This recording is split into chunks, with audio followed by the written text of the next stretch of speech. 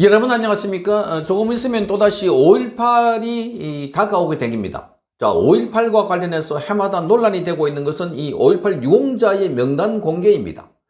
자, 5.18 유공자로서 선정됐으면 떳떳하게 자기 이름을 밝히고 그리고 지금 활동을 공개적으로 하고 있으면서도 자, 이 밝히지 못한다면 그건 뭔가 떳떳하지 못하기 때문이다 이렇게 보입니다.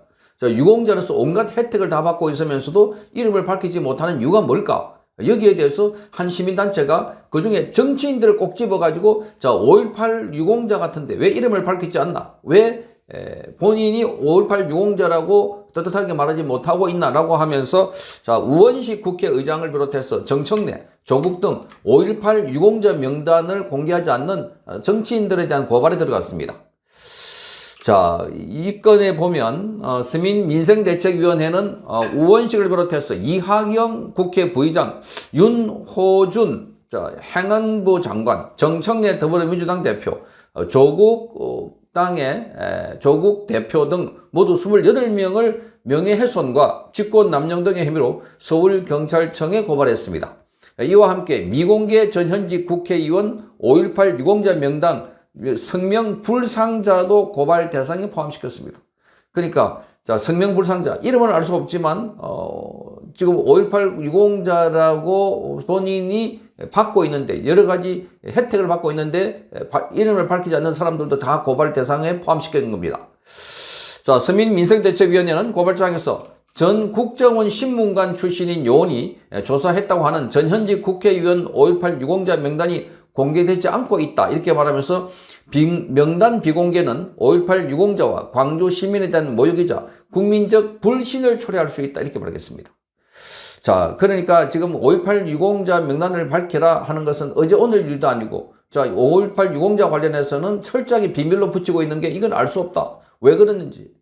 자, 그래서 예상치 못한 인물들이 유공자로 등록됐다는 의혹이 제기되고 있는 상황에서 권력에 의해서 허위 유공자라는 합리적 의심을 불식시키기 위해서라도 명단 공개는 필수적이다 이렇게 말했습니다.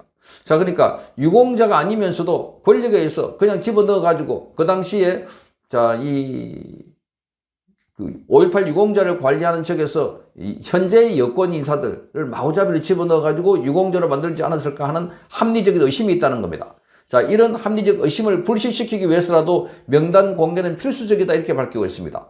자, 이를 공개하지 않는 것은 국민적 불신을 초래하는 행위다 이렇게 밝혔습니다. 자, 국민적 불신을 더 넘어가서 계속해서 5.18 관련해서는 그들만의 리그, 그들만의 뭔가 행사가 되고 있다는 겁니다. 그러니까 5.18이 떳떳하다면 국민들 모두 앞에 밝히고 그 유공자도 밝히고 그리고 5.18 관련해서 의혹이 제기됐던 부분도 다 밝히고 공개하라는 겁니다. 자, 5.18 의혹을 제기하고 있는 사람들 가운데는 자, 진짜 북한군이 개입을 했나 하는 부분들. 자, 이런 부분에 대해서 의혹을 제기하면은 자, 5.18 관련 특별법이 있어서 바로 5.18을 모욕했다라고 해서 바로 처벌을 받는 자, 이런 게 대한민국이다. 너무나 어처구니 없다는 겁니다. 자, 서민민생대책위원회는 권력에 의한 허위 유공자라고 적고 있습니다. 권력에 의한 허위 유공자. 그러니까 지금 5.18 유공자를 선정하는 것도 그렇고 이게 전부 다 광주시가 관리하고 또 분류하고 이렇게 하고 있다고 합니다. 자, 이것도 국가 보훈처로 이관해라. 이런 요구를 했지만 계속해서 광주시가 관리하고 있습니다.